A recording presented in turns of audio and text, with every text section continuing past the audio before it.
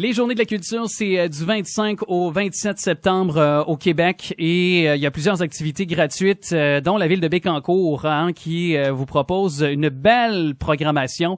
Et ce sera l'occasion d'aller à la bibliothèque centrale de Bécancour ce dimanche. Là, la rencontre d'un de nos auteurs. Il est originaire, toujours résident de Bécancour.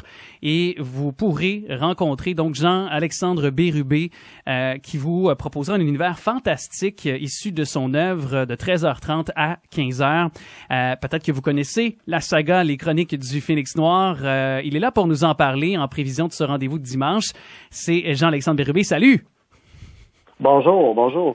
Merci d'être avec nous. Est-ce que je dois t'appeler Kuro Asu Kitsune ou Jean-Alexandre Bérubé? Ah, c'est correct.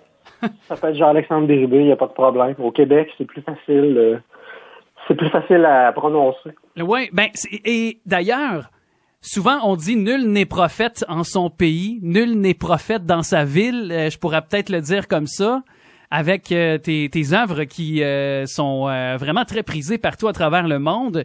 Donc, pour toi, d'aller à la rencontre des gens ce dimanche, j'imagine que c'est quand même une sorte de fierté. C'est beaucoup de fierté, puis c'est d'une certaine façon, à cause de la pandémie, un peu de nouveauté, parce que j'ai sorti mes tomes en temps de pandémie, ce qui fait que j'ai toujours été un petit peu coupé du public. Ça s'est toujours fait avec un écran. Fait que là, on commence à reprendre les sorties en présentiel. Fait que ça me permet justement de rencontrer les fans puis tout ça. Puis c'est vraiment intéressant d'échanger avec eux. Et parle-nous de cette série de romans, Les Chroniques du Phénix Noir, peut-être pour les nouveaux initiés qui nous écoutent actuellement.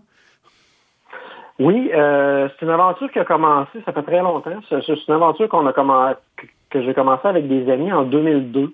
Lors d'un concours littéraire pour une compagnie américaine qui s'appelle Wizard of the Coast, qui est une sous-division de Hasbro, le géant du jeu de société. Oui.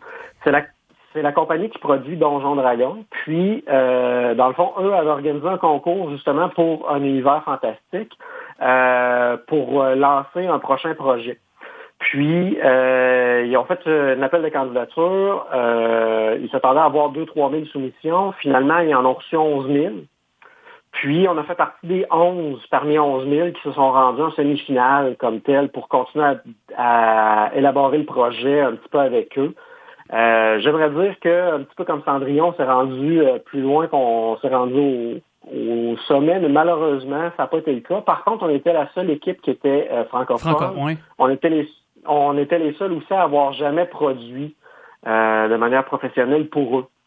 Ce qui fait que, dans le fond, nous autres, ça nous a vraiment conforté dans nos idées.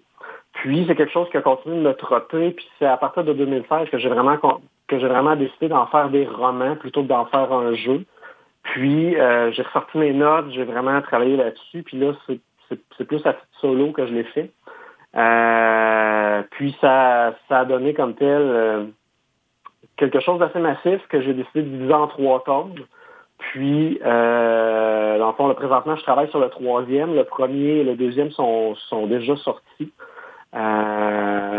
Donc, dans le fond, en mai 2020 pour les 5 éléments. Et, dans le fond, en janvier 2021 pour l'Archiduc. Puis, oui. Donc, c'est ça. Là, je prévois que le 3e devrait sortir au printemps.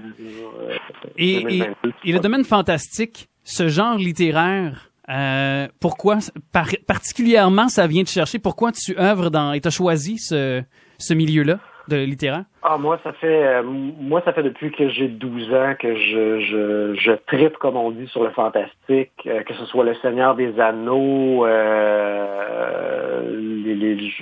le Game of Thrones, qu'on a vu, le Trône de Fer. J'adore le fantastique.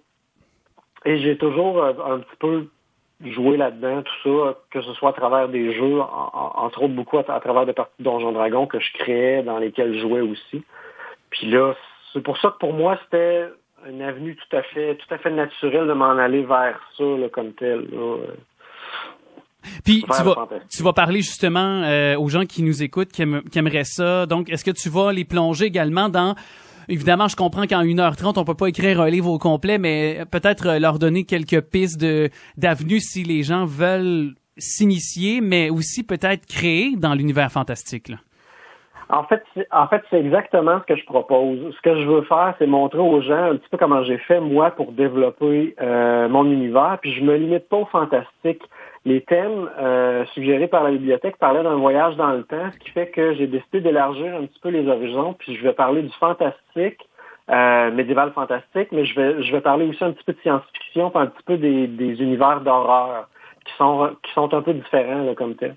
Ce qui fait que le but, c'est vraiment de rejoindre un public large, des gens qui seraient vraiment intéressés peut-être eux-mêmes de développer ou qui ont juste cette espèce de curiosité intellectuelle de voir un petit peu qu'est-ce qui se passe dans l'imaginaire d'un auteur ou d'un créateur ou d'un réalisateur qui a à travailler avec le fantastique, avec la science-fiction et avec l'horreur. Comment est-ce qu'on développe ça puis comment est-ce qu'on crée là, tout ça? Intéressant. Ben, en tout cas, j'invite les gens à l'écoute. C'est dans le contexte des Journées de la culture, donc à la Bibliothèque centrale de Bécancour ce dimanche 26 septembre, 13h30 à 15h. Ben, merci beaucoup de nous avoir parlé, Jean-Alexandre Bérubé. Ben, ça me fait plaisir. Merci beaucoup.